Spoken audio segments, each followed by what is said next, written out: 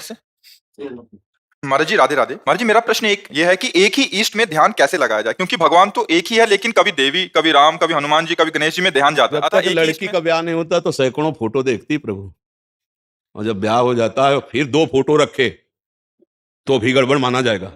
ले अभी ब्याह तो हुआ नहीं प्रभु आपका। देखो, आंतरिक बात समझ रहे ना। हाँ, पाणी ग्रहण गुरुदेव कराते हैं, और जब गुरुदेव करा दिए तो रसना कटो जो अन रटो, निरख अन फुटो नयन, श्रवण फुटो जो अन सुनो, श्री राधा जस बैन, उत्तम के बस असमन माही, सपने हूं आन पुरुष जग नाही। हाँ, जिस समय हमारा पाणी ग्रहण इष्ट के चरणारविंद में गुरु के द्वारा हो जाएगा, उस समय प्रश्न का समाधान हो जाएगा। और जब तक ये नहीं होगा तो फिर जब तक सिंदूर नहीं भरा जाता तब तक वो सैकड़ों फोटो, ये सखियों से पूछती ये जमेगा, ये जमेगा। और जहां सिंदूर भर गया और फिर पूछे ये जमेगा तो उसको क्या कहा जाएगा? हाँ, तो ये अव्यभिचारिणी भक्ति योग है। अव्यभिचारिणी ये तभी आएगी जब भोगेश्वर प्रसक्ता नाम त्या प्रहृत चेतसाम व्यवसायत्मिका बुद्धि समाधो न विधीयते। शास्त्रीय पद्धति, जिसके चित्त वृत्ति को भोगों ने और ऐश्वर्य ने चुरा लिया, प्रहित कर लिया है, उसी की परमात्मा में एक निश्चयात्मिका बुद्धि नहीं होती, समाधो न विधीयते। तो अब एक गुरु वर्ण करके और उनके द्वारा दिए हुए नाम मंत्र आदि का उपासना का अनुष्ठान करो, तब समझ में आएगा वही देवी हैं, वही देवता हैं, वही मनुष्य हैं, वही जड़ हैं, वही चैतन्य है, वही परमात्मा है, वही गुरुदेव है। कुछ आखिरी बात हम आपको कहते हैं, कुछ और कुछ है नहीं। एक कोई मान लो, देवी मान लो तो चराचर जगत देवी प्रपन्नार्थ हरे प्रसीद प्रसीद मातर जगतो खिलस्य प्रसीद विश्वेश्वरी पाहि विश्वम तुमीश्वरी देवी चराचरस्य, तुमीश्वरी देवी चराचरस्य। चर अचर में अभेद तत्व को जब तक नहीं देखोगे तब तक बात है। देवी मानो तो ऐसे मानो, तुमीश्वरी देवी चा, गुरु मानो तो अखंड मंडलाकारम व्याप्तम चराचरम, राम जी मानो तो जड़ चैतन्य जग जीव जत सकल राममय जान, श्याम जी मानो तो सब मत्ता परतरम नान्यत किंचिदस्ति धनंजय, ब्रह्म मानो तो सर्वम खलविदम ब्रह्म। आना तो पड़ेगा, बिना ब्रह्म विद्या के, बिना गुरुदेव प्रदत्त ज्ञान के इस माया पर विजय प्राप्त कर ले, ऐसा है ही नहीं।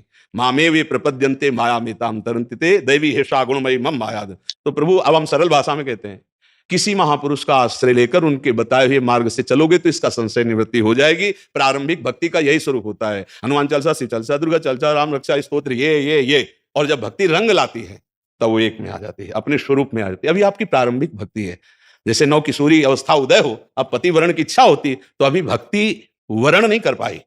जिस दिन वरण कर लेगी तो फिर वो ये बात नहीं रह जाएगी कभी अमुक कभी अमुक, ऐसा नहीं। हृदय का प्रीतम, जब उद्धव जी ज्ञान दे रहे हैं गोपियों को तो क्या कह रहे, नाहि न रहे हो यमा ठौर।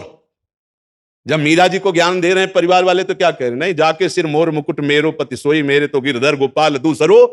तो भाई अभी दूसरा है तो अभी वरण नहीं हुआ, वरण हो जाएगा तो दूसरा नहीं होगा, दूसरा कर ले तो कुछ और कहा जाएगा। बस ये बात मस्ती की बात समझो। तत्व एक है, उसके नाम अनेक हैं, उसके रूप अनेक हैं। वो अरूप भी है, वो रूप भी है, वो मूर्त भी है, वो अमूर्त है, वो महान से महान भी है, वो अणो अणियान, छोटे से भी छोटा है, मैं तो महियान, और वो कोमल से भी कोमल, कुसुमानी कोमलानी, और वज्रादपि कठोरानी, कठोर से भी कठोर, कोमल से भी कोमल, कर तुम मकर तुम सर्वथा महाशक्तिमान और महादैन्य और तृण से भी नीच वही है। उसके सिवा कुछ नहीं है। जिसको बोध हो गया, मुक्त हो गया, भक्त हो गया, प्रेमी हो गया, बीच में सब अभी तो थपेड़े खा रहे हैं। तो आगे बढ़ो, गुरु कृपा पात्र बनो और उनके द्वारा जो मंत्र उपासना दी जाए उसमें निष्ठा कर लो। ये कोई भाग्यशाली कर पाता है? अपने सब हृदय की बातें डिलीट करके गुरुदेव के आगे कोरा कागज बन के चला जाए और जो लिख दे वही पढ़ ले, अगर भगवत प्राप्ति नहीं हो जाए तो बताना। हम लोग गुरु भी करते हैं तो लिखे हुए जाते हैं, डिलीट करके नहीं जाते। जो गुरु के वाक्य को अपने विचार में फिल्टर करता है और फिर अपने अनुकूल निकाल के चलता है, वो भगवत प्राप्ति नहीं कर सकता। जो गुरु के विचार को यथावत स्वीकार कर लेता है वही भगवत प्राप्ति होती है।